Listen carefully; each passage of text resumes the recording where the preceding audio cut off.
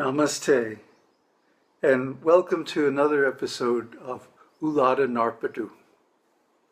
Now, Ulladu-Narpadu, as I said last time, was not planned. It doesn't have an intentional structure. The structure came afterwards, after all the verses were collated and collected together and put in order. So, even though that's a fact, still, Ulladu-Narpadu is one of the definitive works on the philosophy and the outlook of Sri Ramana. And the reason that's so, or the reason that it's possible, is that a sage does not live in time. A sage lives in eternity, in consciousness, in silence, not in an ego, but lives as the Supreme, as Brahman. So, in other words, he is not limited by ordinary linear time. It's not something that conditions him the way it does an unrealized being. So with that little introduction, let me read the second verse of the preface. Those who have an infinite fear of death take refuge in the feet of the Supreme Lord, who is without birth and death. Can the thought of death occur to those who have destroyed their I and mine and have become immortal? So this highlights a very important theme in Ramana's teaching, which is that death is a thought. See, time is a construct of our minds. And whatever exists in time has a beginning and an end. This is unavoidable. Whatever is born must also die. That is the law. And it is so because of the three phases of time: past, present, and future. These are all just thoughts. They only exist in the mind. They don't really exist.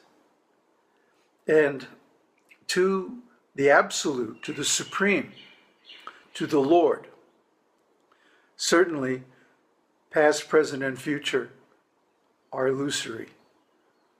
There only is what is, and what is Him.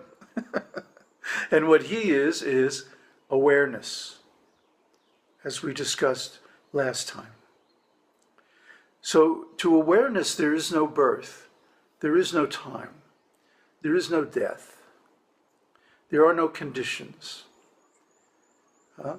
I like the way the Ribhu Gita explains it, that Brahman, or the self, is a solid chunk of consciousness or awareness. A solid block of awareness. Now, if you can imagine a solid block of awareness, there is no inside, no outside, no object, no subject. The only thing to be aware of is awareness. This is the Absolute. This is the ground of being. This is the Supreme. This is the Lord, Brahman. Now, of course, from our conditioned point of view, there are personalities and beings. And God manifests in the world to perform specific tasks. The way the Vedas expresses scheduled incarnations for specific functions. So those personalities, although they have forms and names and activities, are not conditioned by this material world. They don't see things in the same way. And neither do the sages who have realized God. Those who have realized God also see things in the same way. They see things like an infinite, solid block of awareness. They don't see things in terms of I, mine, time, death. All these things are foreign to them. They have transcended them because they have transcended time itself. But for one who is in conditioned existence, there has to be an object of worship which is transcendent. Otherwise, there's no way out of the birth and death in the material world of time.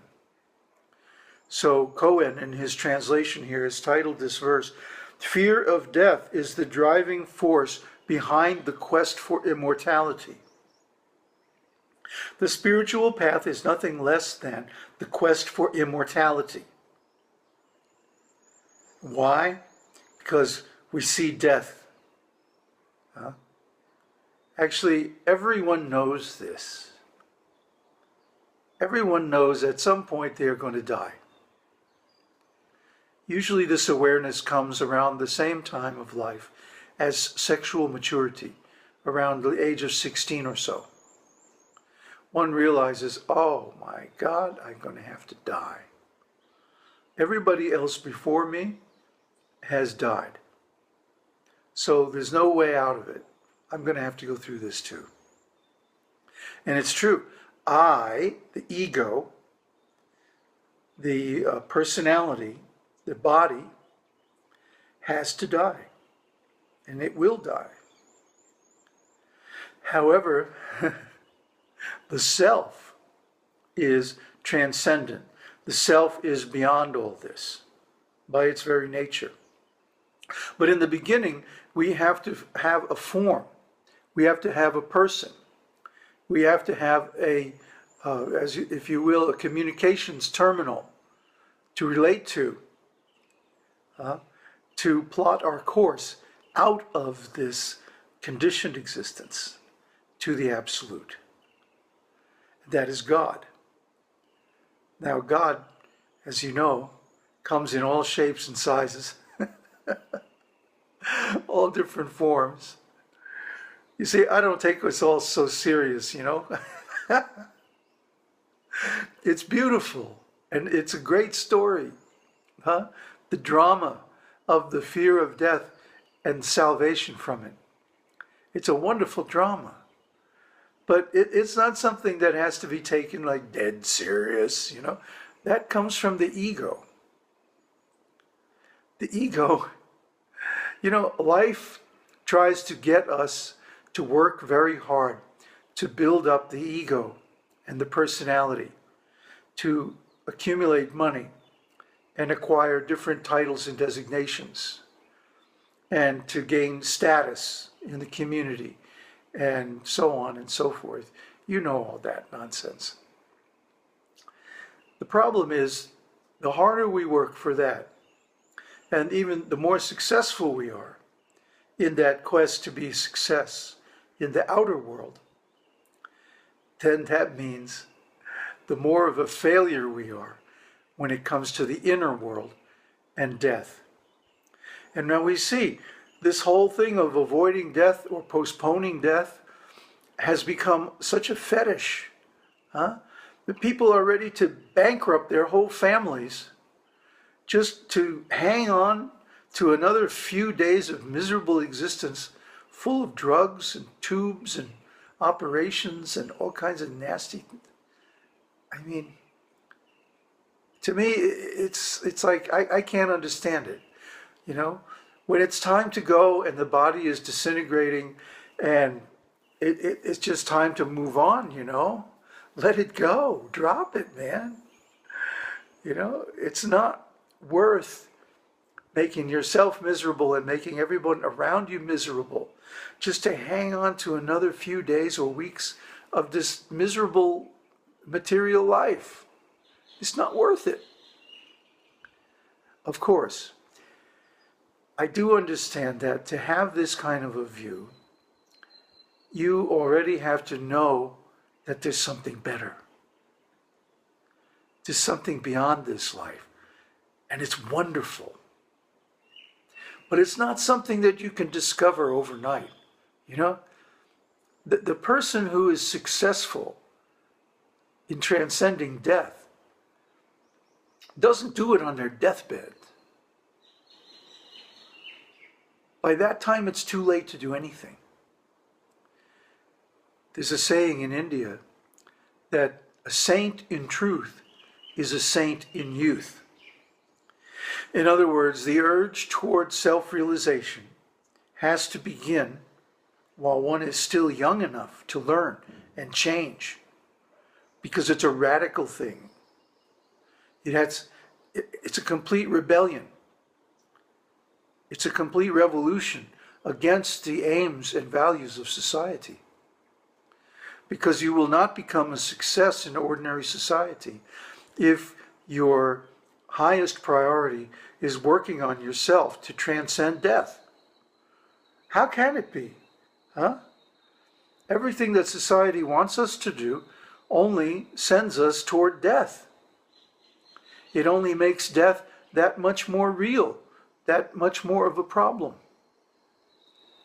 And all the things that we do for transcendence of death lead us away from success in the material world. We should, instead of hoarding our money, we should give in charity to those who deserve it and those who don't deserve it.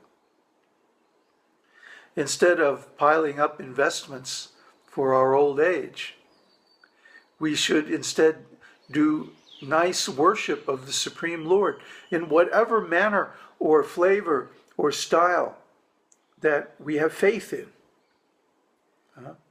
We should spend time chanting prayers and mantras. We should go to temples, not just for the ceremonies and the culture, which is nice, but the holy places and temples are where people of spiritual knowledge hang out. Those people can be found, identified, and we can approach them. Because we need to learn this art. And it's a great art, and it takes many years to reach its perfection. So this art of self-realization is really about transcending death. Once, when I was a Buddhist monk, I wrote a blog post. And the title of the blog post was, "Die Now, Avoid the Rush."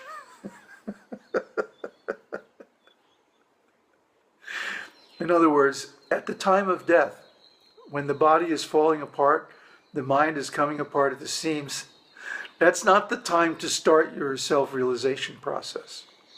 That's not the time to start trying to dismantle the ego and so on. The time to start is now, or as soon as possible, as soon as you realize the necessity for it.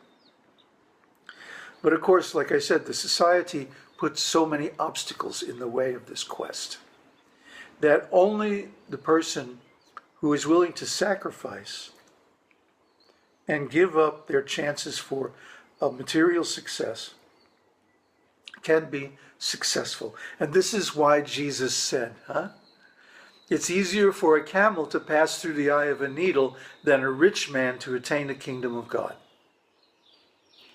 How is that? Because the rich man has spent his time accumulating wealth and power. And that is not going to get you anywhere when it comes to spiritual life. That is not going to help you at the time of death. And death is coming. And we don't know when. It could come today, tonight, tomorrow, next week, next year, 10 years from now, or 100. We don't know. Nor do we know how it's going to come. So we have to be prepared for death now, and prepared for it in any way that it might occur. And not plan to spend the last few days and weeks of our life in a futile struggle against death, but to accept it with grace and dignity and depart this world nobly. And the only way we can do that is if we transcend this ego now. That which is destined for death, that which is born, must also die. So we have to transcend it. We have to find another platform, another plane of existence. And of course, this is the self. This is pure awareness. And the rest of this book, this is the last verse of the preface, and the next one will be the first verse of the body of the book, and so on, deals with this science of the self and how we can attain this freedom from death and guarantee of immortality even in this life. Om Tat Sat. Om Hari Om.